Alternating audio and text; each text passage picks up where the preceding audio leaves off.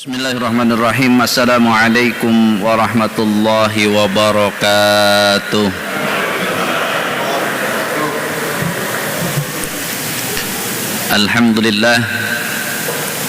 Alhamdulillahilladzi farada as-siyam fi syahri Ramadan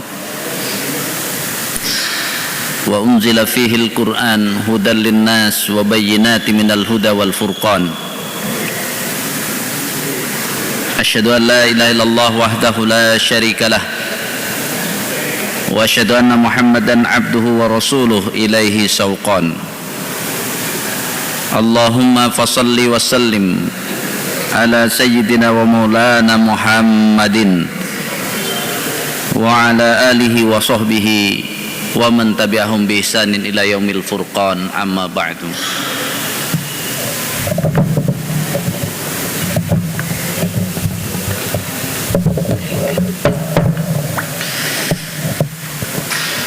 Qala ta'ala ya ayyuhalladzina amanu taqullaha haqqa tuqatih wa la tamutunna illa wa antum muslimun. Jamaah sekalian rahimakumullah, pertama kita bersyukur pada Allah, salawat dan salam dan tercurah pada Rasulullah sallallahu alaihi wasallam. Seluruh ulama sepakat bahwa setiap amal tergantung niatnya. Bahkan tulisan-tulisan ulama selalu seringnya memulai dengan kalimat hadis innamal a'malu binniyat.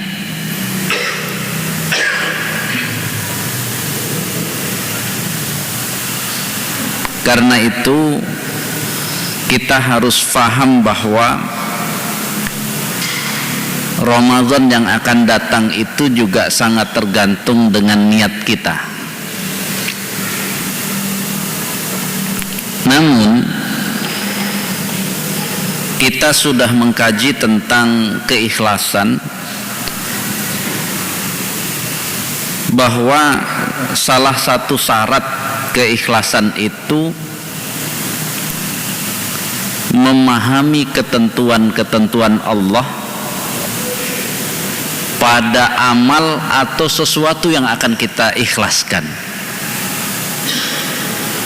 Artinya kalau ditanya nanti seberapa keikhlasan yang kita akan berikan di Ramadan, tergantung seberapa ketentuan-ketentuan Allah kita fahami, lalu yang sudah kita fahami tersebut kita amalkan. Makanya Allah Subhanahu wa ta'ala di dalam Al-Quran, kemudian nanti Rasulullah dalam hadisnya berbicara tentang saum ini merupakan pembuktian seberapa beriman kita kepada Allah. Ya ayyuhalladzina amanu kutiba alaikumusiyam, dan seberapa keikhlasan kita, karena Rasulullah mengatakan man shoma ramadhana imanan wahtisaban. Sehingga kalau kita cari telusuri perpaduan antara keimanan dan keikhlasan, yang digunakan kata keikhlasan adalah ihtisaban dari kata hasiba. Kalau yang zaman dulu ada pelajaran ilmu hisab, itu kan dihitung. Jadi ikhlas itu bukan asal-asalan, tapi penuh perhitungan. Makanya perpaduannya itu kita bagi dua. Yang pertama adalah seberapa faham kita amal yang akan kita kerjakan, kemudian nanti pas waktunya seberapa dari yang kita pahami bisa kita laksanakan. Jamaah sekalian rahimahullah, kelemahan terbesar kaum muslimin itu tidak memahami secara utuh perintah Allah, ya ayyuhalladzina amanu kutiba alaikumusiyam. Bisa dibayangkan kalau kita yang nggak biasa masak diberi tugas masak, kemudian apalagi dilombakan, ayo berlomba masak, disuruh masak sayur lodeh. Kalau kita tidak tahu seperti apa sayur lodeh, kira-kira kita bisa nggak melaksanakannya? Nggak mungkin bisa. Nah, yang harus ditanyakan kepada kita, nanti tanyakan kepada keluarga kita, ma huwas shaum, ma huwas siyam. Tanya lagi, apa sih sebenarnya as-shaum yang akan kita kerjakan itu? Di masjid-masjid setiap Ramadan disebutkan, ya, biasanya niat yang sering dituntun gimana? Nawaitu shauma ghadin, aku berniat saum. Kan langsung ditanya, kan tadi masak sayur lodeh. Kalau kita sudah tahu sayur lodeh bahannya semua, langsung kita akan apa? Siapkan semuanya. Pertanyaannya, ma huwas saum? Sebenarnya Ibnu Katsir ataupun Al-Baghawi dalam tafsirnya sudah paling tidak ada empat makna saum yang harus kita miliki. Kalau malam ini kita sebut tazkiyatun nafas, itu memang di dalamnya sudah pengertian saum itu ada tazkiyatun nafas. Jadi yang pertama, al-imsaku anit ta'ami wasyarab, menahan diri dari makan dan minum.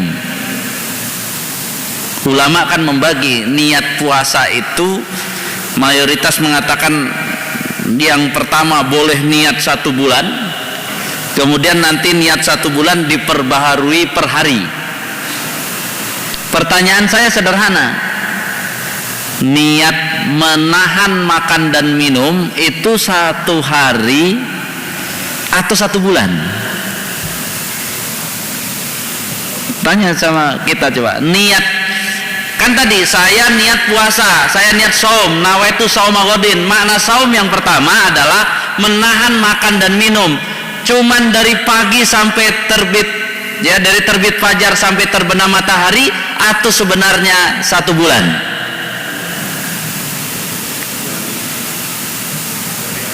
Satu hari. Kewajiban puasa bulan Ramadan atau 1 hari Ramadan? Nah, 1 bulan. Makna artinya kenapa? Sudah pasti kalau dari terbit fajar dan terbenam matahari udah pasti. Pertanyaannya kan berarti ada evaluasi kedua, benarkah dalam 1 bulan sudah imsak anit ta'am wasyarab? Kan ini masalahnya kewajiban di dalam hadis tentang bunyal Islamu itu soalnya apa? Shaum Ramadan 1 bulan, bukan 1 hari, bukan harian, 1 bulan. Berarti cara menilai apakah sudah menahan makan dan minum harian atau 1 bulan. Menilai harian saya anggap sah, Pak, semua orang sudah bisa menahan makan dan minum dari terbit fajar sampai terbenam matahari. Tapi begitu dikalkulasi 1 bulan, sudah menahan makan dan minum dalam 1 Ramadan nggak? Ketika biaya makan dan jumlah makanan yang dimakan lebih banyak, berarti sebenarnya makna pertama as-shaum sudah terpenuhi belum? Sama seperti ini sudah jadi masakannya Pak Ustadz. Kata yang nilai ini bukan sayur lodeh, ngotot dia ini sayur lodeh, kenapa nggak ada santannya? Ya memang sayur lodeh begitu, kan dia yang salah. Itu mah sayur asem kalau nggak ada santannya. Jadi kita selama ini merasa ini memang sudah bersaum Ramadan, tapi lupa. Makna pertama itu adalah al-imsak anit ta'am wasyarab, dan itu berlaku 1 bulan. Yang kedua nih, kita nanti makin tajam lagi. Makna yang kedua dari as-saum adalah al-imsaku anis syahawat, menahan hawa nafsu. Yang sering dijelaskan nafsu biologis, sudah hatam itu. Jangan marah, ya, sabar, ya, pokoknya macam-macam itu sudah jangan ghibah, semua udah diungkapkan tuh. Pertanyaan saya, nafsu makan masuk nafsu nggak? Masuk nggak? Itu yang dilupakan. Kalau abah sore ini bilang, pokoknya saya pengen banget makan buka puasa pakai kolak, ternyata nggak dicariin tuh kolak, banyak nggak dibeliin, nggak dengan kolak, ngambek nggak? Ngambek kan sebenarnya kita ngerti saum nggak? Kenapa harus ngambek?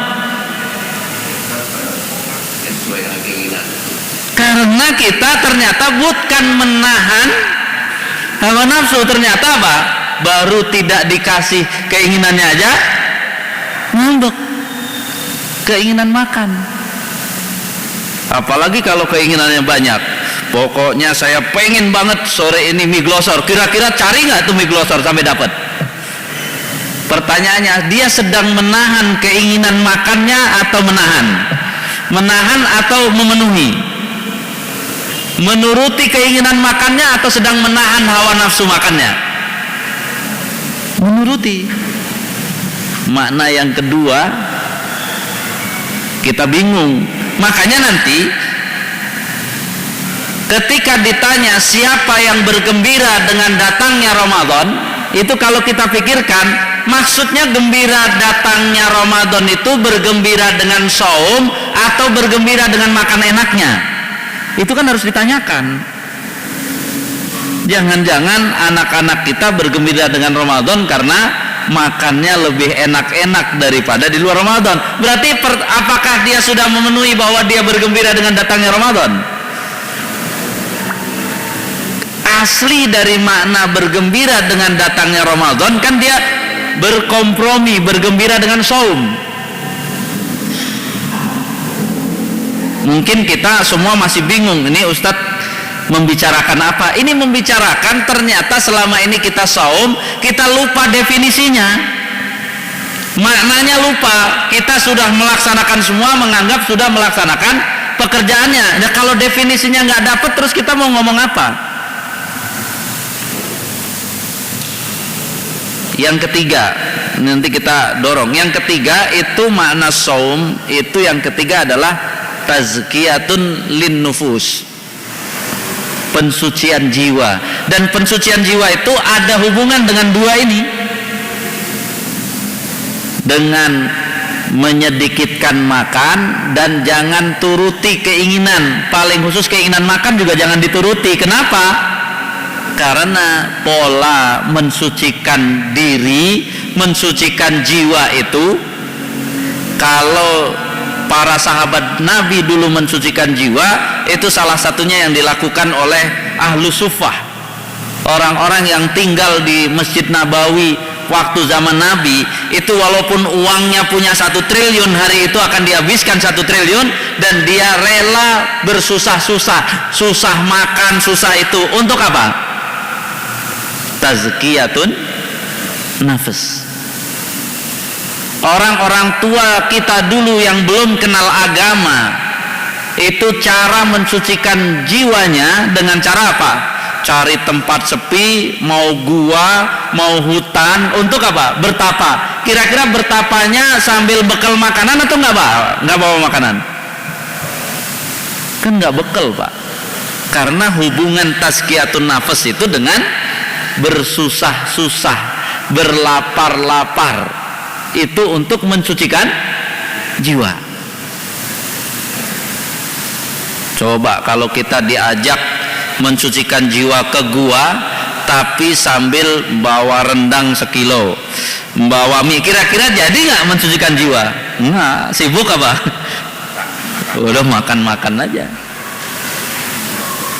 Makna yang ketiga dari as-saum yang dilakukan kaum muslimin, apa yang terjadi? Lengkap itu, lebih lengkap di Ramadan. Makanya tazkiyatun nafasnya bingung dia. Bahkan yang keempat, makna yang keempat adalah, ini dari Al-Baghawi, adalah tazkiyatun lil badan. Ternyata proses puasa itu diharapkan ada pensucian badan, ada menguras tubuh. Namanya menguras itu berkenyang-kenyang atau berlapar-lapar. Mau nurunkan kolesterol, banyak makan atau kurangi makan, Pak? Kurangi makan. Jadi bahkan dijelaskan apa? Sangat jelas dikatakan apa? Kohrin nufus atau kohrin nafsi, memaksa diri, wa kasris sahawat, hancurkan semua keinginan-keinginan yang enak. Ramadan kita malah dibalik, Pak. Biar anak kita semangat berpuasa, kira-kira kita kasih makan enak-enak atau kita suruh susah-susah? Jadi nyambung nggak dengan niat saum? Nggak nyambung. Jadi kalau dibiarkan begini 1000 kali Ramadan, kira-kira nyampe nggak kepada takwa? Karena ukurannya jelas, Pak. Orang yang beriman 1 bulan saja kamu akrab dengan saum, bener akrabnya, la'allakum tatakun. Seolah-olah ayat ini bilang begini, Pak, akrab dulu dengan as-saum. Tapi ternyata yang kita lakukan malah tidak paham apa itu as-saum, tidak paham. Sederhana saja, kalau saya tanya kapan sih yang paling tepat makan sahur, kapan paling tepat makan sahur yang sesuai dengan hadis dan kesepakatan seluruh ulama yang disebut makan sahur? Yo, yang disebut makan sahur itu kapan? Sesuai hadis.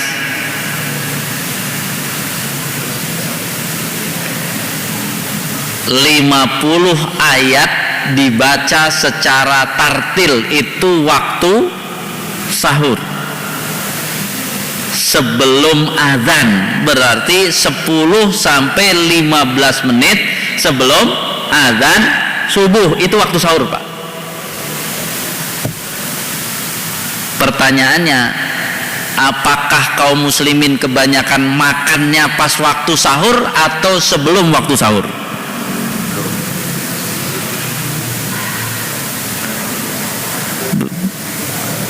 Makan jam 11, Bapak berani bilang itu makan siang atau makan sebelum siang?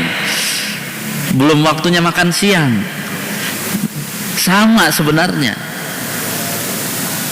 Kenapa?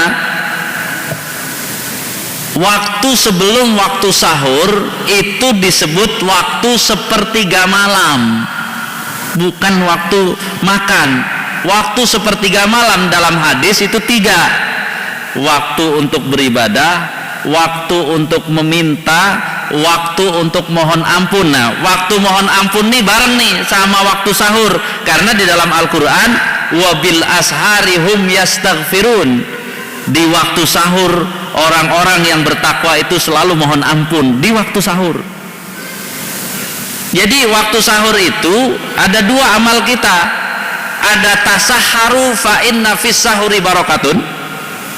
Nabi mengatakan boleh mengkonsumsi makanan, tapi tujuannya agar dapat berkah, bukan dapat berkat, dapat berkah. Kalau mau dapat berkah, sedikit atau banyak? Mau dapat berkah sedikit atau banyak? Sedikit. Kalau banyak berarti apa? Dapat berkat itu mah. 10 sampai 15 menit waktu sahur itu ada amalan yang lebih penting, yakni apa? Mohon ampun kepada Allah. Itu dalilnya Al-Quran tadi. Mohon ampun. Jadi seolah-olah begitu 10 sampai 15 menit menjelang adzan subuh itu separuh waktu untuk makan, separuh waktu untuk mohon ampun. Jadi sangat sederhana.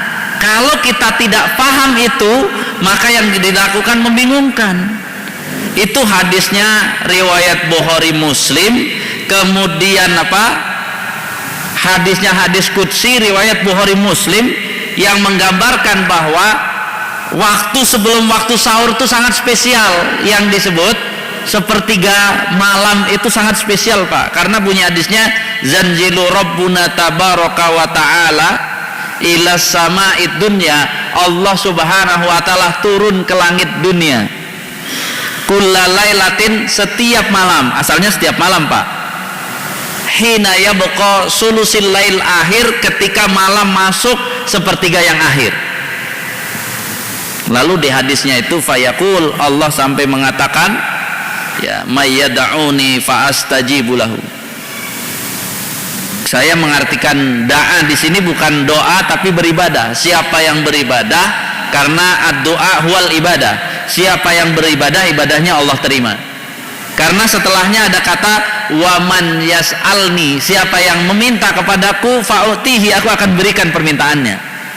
Baru kemudian yang ketiga wa may yastaghfirni fa'aghfiru lahu hatta yanfajirul fajru, siapa yang mohon ampun kepadaku akan aku ampuni dosa-dosanya.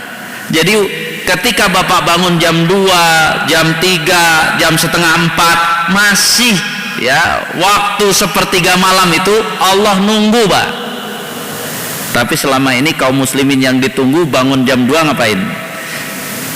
Ada ngangetin masakan, ada makan-makan, padahal ditunggu bukan waktunya makan. Tar waktu makannya adalah 10 sampai 15 menit menjelang adzan. Saat itu belum waktunya, waktunya ketemu Allah. Akhirnya kalau diingat-ingat, orang telat bangun sahur tuh nyeselnya nggak ketemu Allah atau nyeselnya nggak dapat sepiring nasi? Kan tambah kacau lagi, Pak. Bapak niat puasa nyesel nggak dapat sepiring nasi, kan tambah bingung. Bapak niat makan atau niat puasa sebenarnya? Sahur itu kan melambangkan niat untuk berpuasa. Makanya Nabi menunjukkan namanya menahan makan dan minum itu hasilnya lapar atau kenyang, Pak? Nahan makan, nahan minum, lapar atau kenyang? Lapar. Masih ingat dulu bangunin anak kita yang kecil, sudah disediakan makanan satu piring, terus kita bangunkan, setelah bangun kita bujuknya gimana bujuknya? Ayo makan nih yang banyak, atau habiskan nih, kalau nggak dihabiskan besok lapar, kan aneh.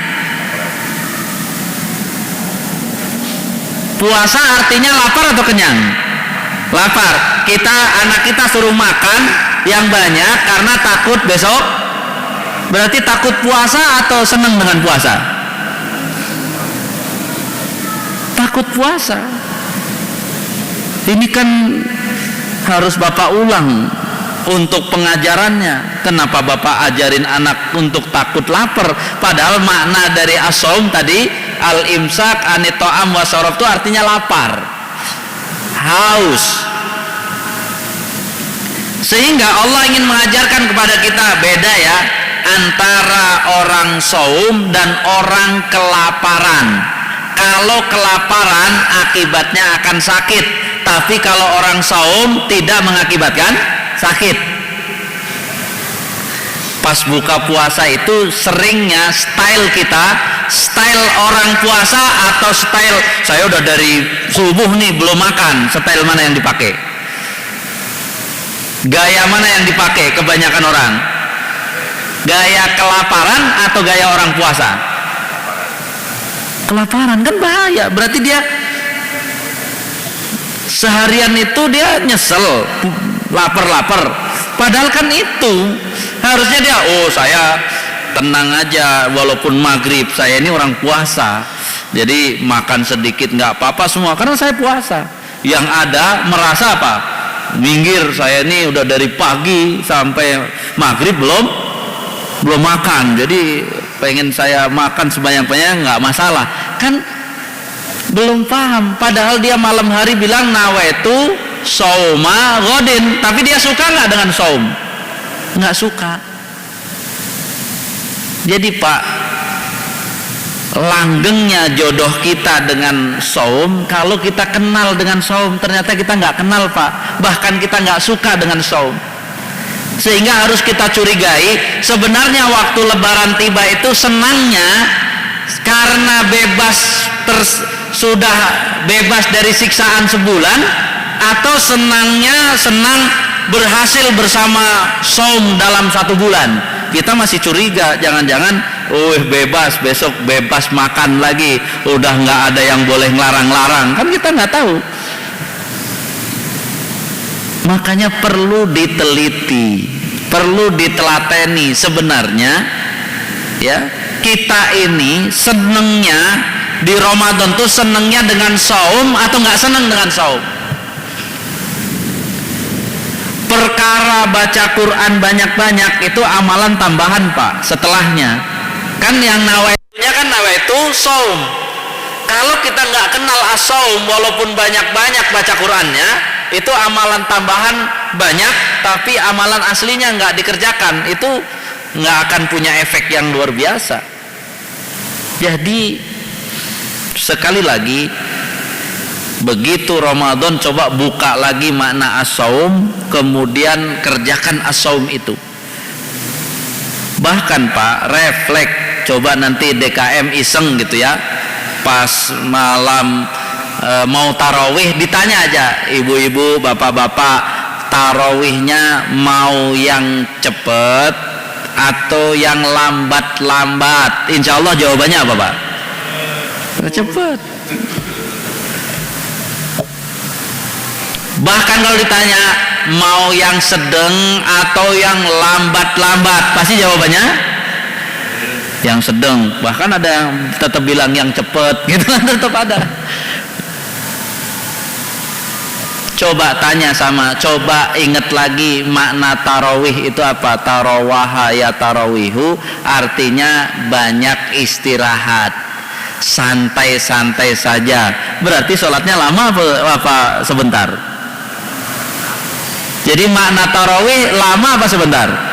Lama. Tadi pengen sholat tarawih yang cepat, kan bingung. Malaikat bingung, ini maunya yang mana? Ini kan penting. Jadi kita ini tidak pernah mau memulai dari definisinya. Main ribut, tapi kan Pak Ustadz kasihan. Bukan, kita sedang masalah nanti bertahap pelaksanaannya nggak apa-apa. Tapi seluruh jamaah harus paham, namanya tarawih itu aslinya lambat-lambat, bukan cepet-cepet. Kan harus nyampe dulu. Karena kalau mau maknanya cepet, jangan pakai tarawih. Waktu itu sudah kita ingatkan, yang namanya artinya cepet malah takjil itu. Tapi pas takjil disuruh cepet makannya, mau komat ntar dulu, malahan kan aneh. Jadi pas buka puasa pengennya lama-lama. Ya kalau lama-lama tarawih, makanannya ganti tuh. DKM ya Al-Hidayah menerima makanan tarawih, bingung kenapa makanan tarawih? Karena suka lama makannya kan gitu, pengen puas gitu.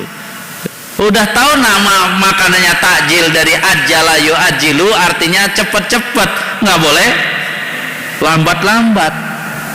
Ini pengennya pas buka puasa tuh yang nyaman, yang tenang sampai beres, baru kemudian sholat maghrib. Itu bukan takjil Pak, itu tarawih. Giliran tarawih pengen kayak takjil, kan berarti bikin bubur merah kalau orang Jawa bilang. Udah ganti nama soalnya ya, takjilnya diganti tarawih, tarawihnya diganti takjil, kan bermasalah. Jadi jamaah sekalian rahimakumullah, maka tazkiyatun nafs itu di dalam Ramadan itu dimulai dari as-saum dulu, karena memang perintahnya ya ayyuhalladzina amanu kutiba alaikumus siyam, laksanakan asyam dulu. Jangan selama ini kan kalau kita nggak pakai ya pengetahuan, nggak pakai paham, nggak pakai ilmunya, wah nggak apa-apa Pak Ustadz lah, makan banyak, yang penting baca Qurannya banyak. Lu baca Quran kan ayat setelahnya, syahrul ramadhan alladzi unzila fihil Quran, setelahnya, 2 ayat setelahnya. Ayat yang pertama kan ya ayyuhalladzina amanu kutiba alaikumus syiyam, dikerjakan atau tidak asyamnya. Maka tadi sudah diturunkan makna asyam ada 4, bagaimana menahan makan dan minum, menahan hawa nafsu, kemudian mensucikan jiwa, nguras ya semua yang ada di badan. Bahkan Al-Baghawi sampai mengatakan apa? Tadyikun limasalikis syaiton. Fungsi dari saum itu sebenarnya biar mempersempit jalan setan. Dari mana ternyata jalan setan itu? Ternyata jalan setan itu salah satunya dari banyak-banyak makan. Itu jadi jalan setan. Itu yang harus dipahami. Artinya apa? Ya sederhana sebenarnya. Kalau hari ini orang mau deal misalnya korupsi, ada yang ya selingkuh, itu diawali dari ngajak puasa bareng atau makan bareng? Makan bareng, jadi makan tuh. Coba kalau ngajaknya puasa bareng kan nggak jadi korupsi. Ya udah, kalau kita dealnya kita puasa yuk bareng gitu, insya Allah nggak jadi tuh korupsi Pak. Makanya as-saum itu memang langsung mengandung makna tazkiyatun nafas. Bahkan di dalam sebuah hadis itu dinyatakan as-saumu nisfus sabri. Saum itu adalah setengah dari sabar. Tapi kaum muslimin as-saumu nisfus syukri, karena banyak syukurannya bukan kesabaran. Kan harusnya kalau sudah hadisnya mengatakan saum itu nisfus sabri, harusnya bulan Ramadan tuh bulan seneng-seneng makan atau bersusah-susah. Bersusah-susah, nanti seneng-senengnya pas Idul Fitri. Silahkan. Jadi jamaah sekalian rahimakumullah, kita harus terus mengajarkan baik kepada diri, kepada keluarga kita tentang pelaksanaan dari amal ini. Jadi kita selama ini ngajak berpuasa, kita lupa menjelaskan puasa itu begini. Akhirnya yang kita kerjakan sebaliknya. Semua yang kita janjikan tuh yang enak-enak. Akhirnya tazkiyatun nafas nggak dapat, tazkiyatun lil badan nggak dapat, imsak anit ta'am as-sarab nggak dapat, al imsak anis syahwat nggak dapat. Berarti 4 makna saum nggak dapat. Berarti niat ngapain kita? Kalau 4 amalan saum kita nggak kerjakan, kita niat ngapain kalau gitu? Wallahu a'lam bishawab. Pak Ustadz, tapi kan puasanya sah, ya. Tapi kan tarawihnya sah, iya. Kalau mau diiyakan, iya. Selama ini berarti kan nggak salah, betul nggak salah, sah semuanya.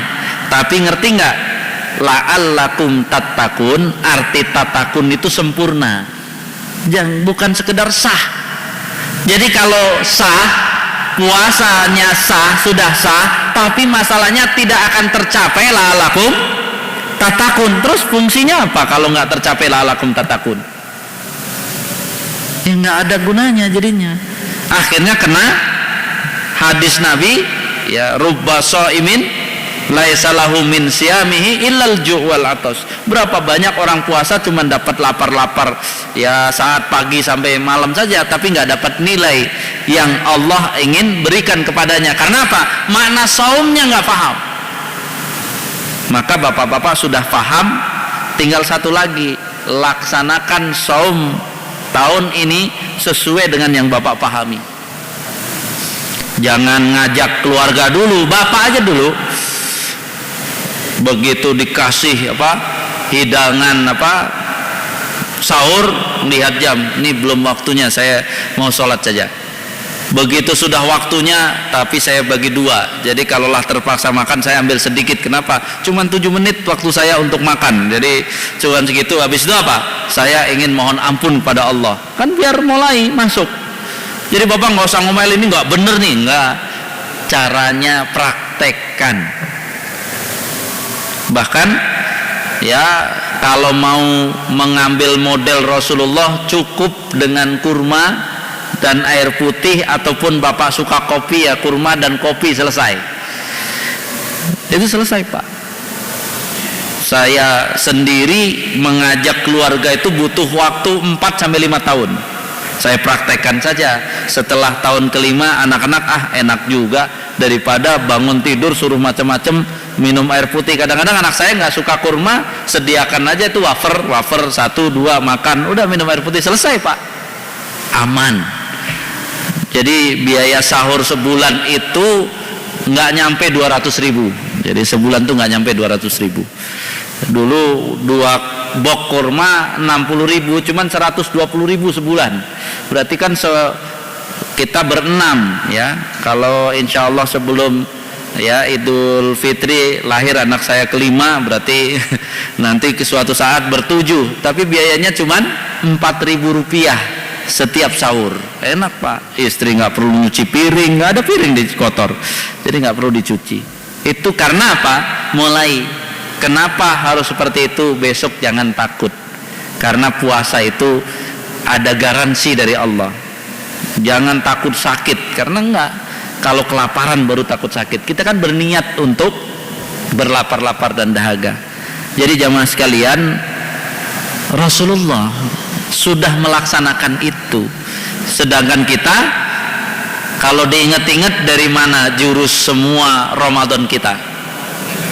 Kan nggak pakai ilmu Pak, cuman inget-inget waktu kecil dibangunin suruh makan enak, tiba-tiba bapak kerjakan juga, nggak pernah nanya harusnya gimana sih Pak Ustadz sahur, nggak pernah nanya.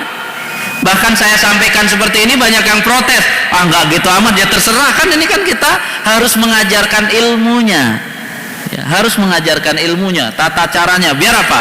Mau yang melaksanakan silahkan, mau yang belum silahkan. Apa? Ini nanti hubungannya dengan seberapa ketakwaan akan bisa kita dapatkan.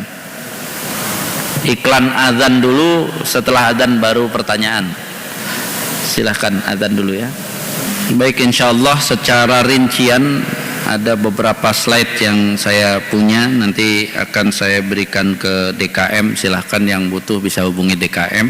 Tapi silahkan kalau ada pertanyaan-pertanyaan yang disampaikan berkenaan dengan tadi ya, tugas kita. Karena sebenarnya yang berat itu bagi kita bukan sekedar kita saja. Perintah Allah Subhanahu wa taala dalam surat At-Tahrim ayat 6 itu, ya ayyuhalladzina amanu qu anfusakum wa ahlikum naro, itu melekat bagi kita. Sehingga tugas kita, mari ajarkan as-saum ini kepada keluarga kita. Kita harus mulai, nggak usah menunggu sampai suatu saat ada perubahan. Ketika ada perubahan ini bisa sesuai dengan ya perintah aslinya, lalu kita kerjakan sesuai dengan itu, maka sebenarnya Ramadan ini sebagaimana beberapa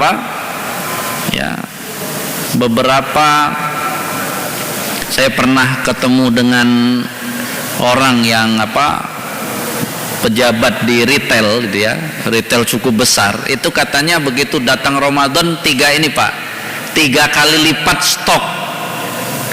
Dan ketika ditanya, Pak, habis Pak, kan kita bingung, ini bulan makan-makan atau bulan nahan makan. 3 kali lipat stok sembako di retail habis Pak. Itu yang harus dipahami oleh kita. Kan sedih Pak, kenapa bisa ini? Makanya kita masuknya nggak usah protes itu, sampaikan ilmunya kan.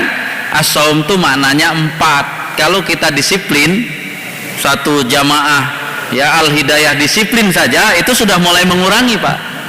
Kalau nanti semua orang disiplin ya selesai.